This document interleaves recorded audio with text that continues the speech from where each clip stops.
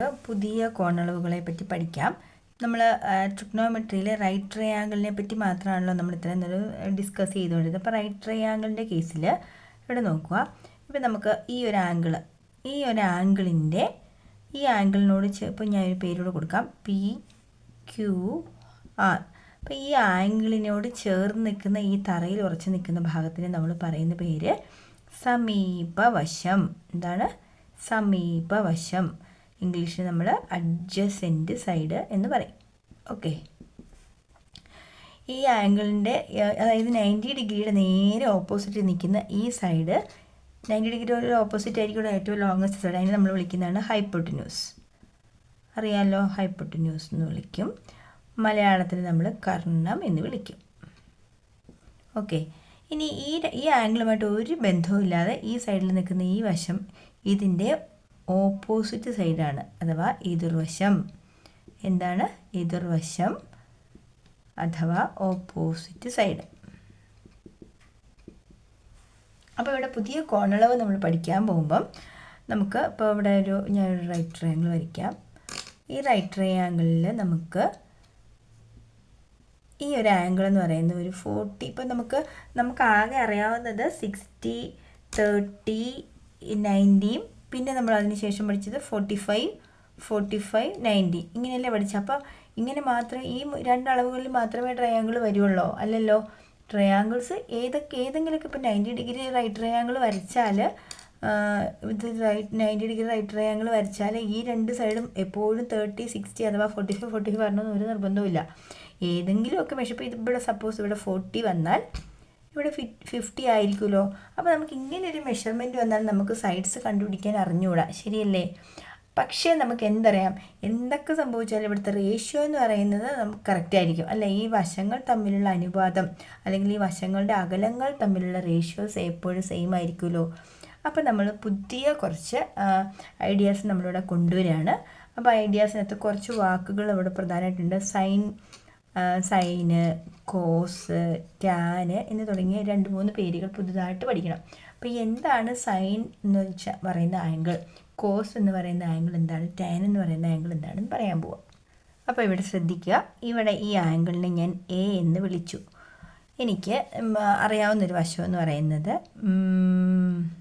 എന്താണ്, ഇതെന്ന് പറയുന്നത് ഒരു 8 സെൻറ്റിമീറ്ററിന് തന്നിട്ടുണ്ടെന്ന് വിചാരിക്കും.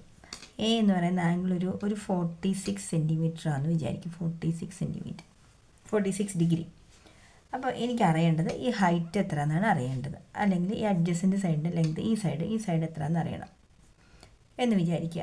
അപ്പോൾ എപ്പോഴും നമുക്ക് ഒരു മെഷർമെൻറ്റ് മാത്രമേ ഉള്ളൂ എങ്കിൽ തീർച്ചയായിട്ടും നമുക്ക് മറ്റത് കണ്ടുപിടിക്കാൻ പറ്റും, കാരണം ആംഗിൾ തന്നിട്ടുള്ള സ്ഥിതിക്ക്. അപ്പോൾ ഇവിടെ ശ്രദ്ധിക്കേണ്ട ഒരു കാര്യം, ഞാനിവിടെ പറയാൻ പോകുന്നത് ഈ ആംഗിൾ എയെ സംബന്ധിച്ച് ഈ ആംഗിൾ എയുടെ ഈ 8ഒക്കെ അവിടെ നിൽക്കുക, പിന്നെ പുറകെ പറയാം. ഈ ആംഗിളിൻ്റെ എന്ത് വശമാണിത്? ഓപ്പോസിറ്റ് സൈഡ് ആണല്ലോ. ഈ ആംഗിളിൻ്റെ അഡ്ജസൻ്റ് സൈഡാണ് ഇത്. ഈ ആംഗിളിൻ്റെ ഹൈപ്പോട്ടന്യൂസ് ആണിത്. ഇത് നിങ്ങൾ ബൈ ഹാർട്ട് പഠിക്കേണ്ടതുണ്ട്. സൈൻ 46, ഇപ്പോൾ 46 നമ്പർ വേണ്ട, ജനറലൈസ് ചെയ്ത് പറയുമ്പോൾ എ എന്ന് കൊടുക്കാം. അപ്പോൾ സൈൻ എ ഡിഗ്രി എന്ന് വെച്ചാൽ സൈൻ എ കണ്ടുപിടിക്കാനുള്ള മാർഗം എന്താണ്? Opposite by hypotenuse. Cos A എന്ന് വെച്ചാൽ എന്താണെന്നറിയോ? കോസ് എ എന്ന് പറഞ്ഞാൽ ഇത് ഓപ്പോസിറ്റ് ബൈ ഹൈപ്പോട്ടന്യൂസ് ആണ്. കോസ് എ എന്ന് വെച്ചാൽ അഡ്ജസൻ്റ് ബൈ ഹൈപ്പോട്ടന്യൂസ് എന്ന് വരും. Adjacent by hypotenuse. ഇനി ടാൻ എ എന്ന് വെച്ചാൽ എന്താണ്? ഈ രണ്ടിൻ്റെയും മുകളിലത്തെ എടുക്കുക, അതായത് ഓപ്പോസിറ്റ് ബൈ അഡ്ജസൻ്റ്. ഈ പടം ഓർത്തിരുന്നാലും മതി കേട്ടോ, ഓപ്പോസിറ്റ് ബൈ അഡ്ജസൻ്റ്. ക്ലിയർ ആയോ? ഇനി ഞാൻ ആ പടം ഒന്ന് മാറ്റി വരയ്ക്കാം. എന്താണ്? ഇങ്ങനെ വരച്ചിരുന്നു. ഇതിൽ ഈ ആംഗിൾ എന്ന് പറയുന്നത് 46 ഡിഗ്രിയാണ്. ഇതെന്ന് പറയുന്നത് ഞാൻ 8 എന്ന് എഴുതിയിരുന്നു, അല്ലേ? എനിക്ക് കണ്ടെത്തേണ്ടത് ഈ ഹൈറ്റാണ്. അപ്പോൾ നമ്മൾ നോക്കുക, ഈ ആംഗിളുമായിട്ട് റിലേറ്റ് ചെയ്ത് നിൽക്കുന്ന കണ്ടെത്തേണ്ട വശം ഇതും. എപ്പോഴും ഒരു അൺനോൺ വേരിയബിളെ നമുക്കുണ്ടാകാൻ പാടുള്ളൂ കേട്ടോ. ഈ രണ്ട് വശവുമായിട്ട് നമുക്ക് യാത്ര ചെയ്യാൻ പറ്റില്ല. ഇവിടെ അൺനോൺ വേരിയബിൾ, ഇവിടെയും അൺനോൺ വേരിയബിൾ നിന്ന് നമുക്ക് ഉത്തരത്തിൽ ഒരിക്കലും എത്താൻ പറ്റില്ല. അപ്പോൾ നമുക്ക് അറിയാവുന്ന ഒരു വേരിയബിളുമായിട്ട് വേണം നമ്മുടെ യാത്ര തുടരാൻ. അപ്പോൾ ഈ ആംഗിളിൻ്റെ എന്ത് വശമാണ് ഇത്? ഓപ്പോസിറ്റ് സൈഡും കണ്ടെത്തേണ്ട വശം നമ്മൾ എടുക്കുന്നു. നമുക്കറിയാവുന്ന വശം എടുക്കുന്നു. ഓപ്പോസിറ്റും ഹൈപ്പോട്ടന്യൂസും വരുന്ന ഇക്വേഷൻ ഏതാ?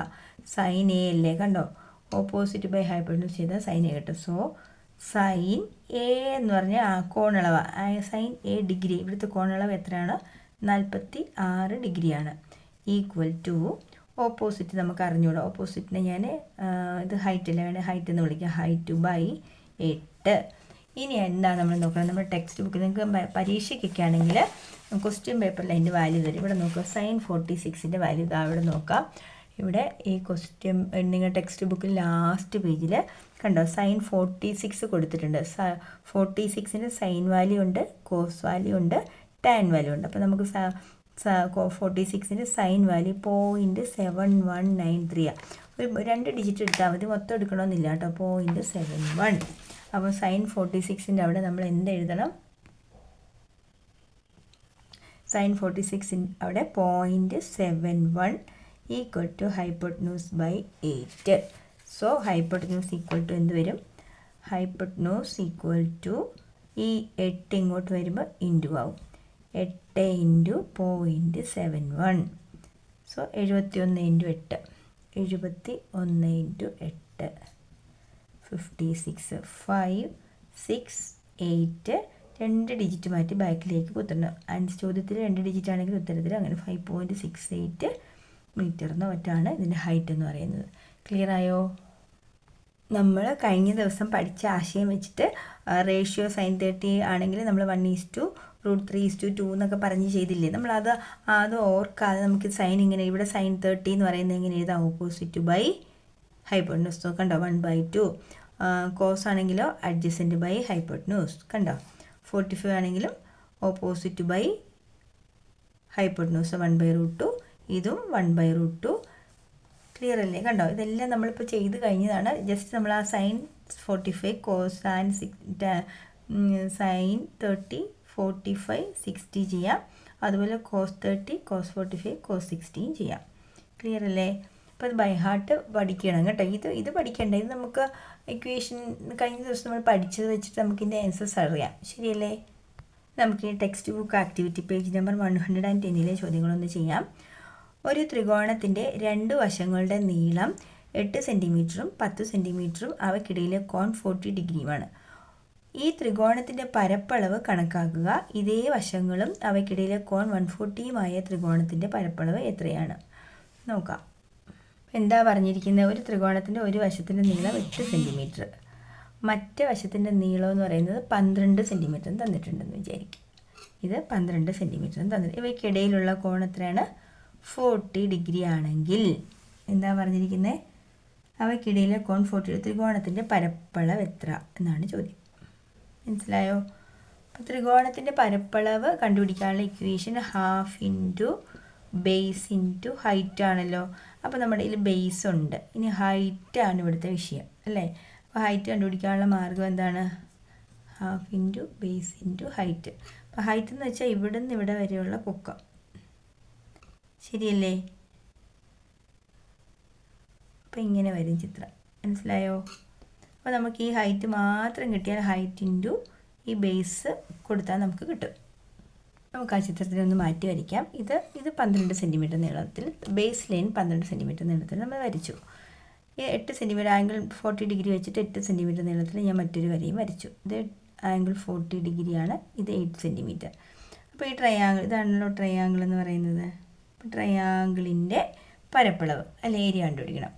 അപ്പോൾ നമുക്ക് ട്രയാങ്കിളിൻ്റെ ഏരിയ എന്ന് പറയുന്നത് ഹാഫ് ഇൻറ്റു ബേസ് ഇൻറ്റു ഹൈറ്റാണ്. So half into 12 into height നമ്മളുടെ കയ്യിലില്ല. സോ ഹൈറ്റ് എന്ന് പറയുന്നത് ഈ ലെങ്ത് ആയിരിക്കുമല്ലോ. അപ്പോൾ ഇത് 90 എന്ന് അറിയാം, ഇതെന്ന് പറയുന്നത് 8 സെൻറ്റിമീറ്റർ നമ്മുടെ കയ്യിലുണ്ട്. അപ്പോൾ ഒരു മെഷർമെൻറ്റും ആംഗിളും ഉണ്ടെങ്കിൽ നമുക്ക് തീർച്ചയായിട്ടും എന്ത് ചെയ്യാൻ പറ്റും? ഹൈറ്റ് കണ്ടുപിടിക്കാൻ പറ്റും. സോ ഈ ആംഗിളിനെ സംബന്ധിച്ച് ഇതെന്താണ്? അതിൻ്റെ ഓപ്പോസിറ്റ് സൈഡാണല്ലേ. ഓപ്പോസിറ്റും ഹൈപ്പോട്ടന്യൂസും ശ്രദ്ധിക്കുക. ഓപ്പോസിറ്റ് ഹൈപ്പോട്ടന്യൂസും വരുന്നത് എന്താണ്? Sine. So sine 40 degree equal to opposite by hypotenuse. Sine 40യുടെ വാല്യൂ എന്ന് പറയുന്നത് ടെക്സ്റ്റ് ബുക്കിൽ നോക്കാം. സൈൻ 40യുടെ വാല്യൂ നമ്മളിപ്പോൾ നോക്കിയിരുന്നു. സൈൻ 40യുടെ വാല്യൂ എന്ന് പറയുന്നത് 0.6428 ആണ്. സൈൻ 40യുടെ value 0.64 equal to opposite by hypotenuse set.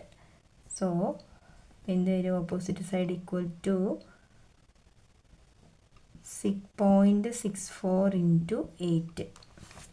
0.64 into 8. So 64 into 8. 8 4 32, 48 3 51, 512. So എത്ര ഡിജിറ്റ് മാറ്റി കുത്തണം? ഇവിടെ ഓപ്പോസിറ്റ് സൈഡ് ഇത് കിട്ടിയാലേ നമുക്ക് എന്ത് ചെയ്യാൻ പറ്റുള്ളൂ? ഏരിയ കണ്ടുപിടിക്കാം. സോ സൈൻ 40 എന്ന് വെച്ചാൽ 0.64 equal to opposite by 8. So opposite side is equal to 0.64 into 8. So 512.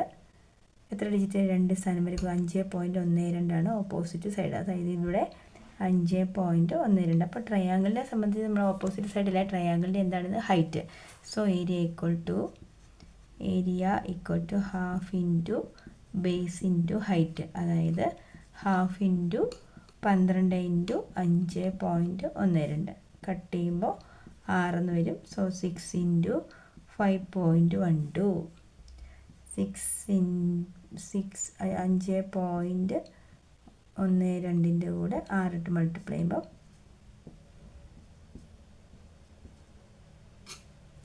Answer is 330.72 metre square ആണ് ആ ട്രയാങ്കുലർ റീജിയൻ്റെ ഏരിയ എന്ന് പറയുന്നത്. അതിലെ രണ്ടാമത്തെ ചോദ്യം, ഇതേ വശങ്ങളും അവയ്ക്കിടയിലെ കോൺ 140യുമായ ത്രികോണത്തിൻ്റെ പരപ്പളവ് എത്രയാണ്?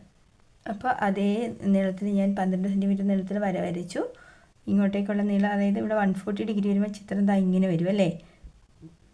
ഇവിടെ 140 ഡിഗ്രിയാണ് വരുന്നത്. ഇത് ഈ ലെങ്ത്ത് എന്ന് പറയുന്നത്, അപ്പോൾ ഇങ്ങനെ വരച്ചാൽ പറ്റില്ല. ഇത് നമുക്ക് 8 ആക്കാം, ഇത് 12 ആക്കാം. ഓക്കെ, അപ്പം അല്ല, അങ്ങനെ വരച്ചാൽ പറ്റില്ല. ഇത് അങ്ങനെ സെയിം തന്നെ കേട്ടോ.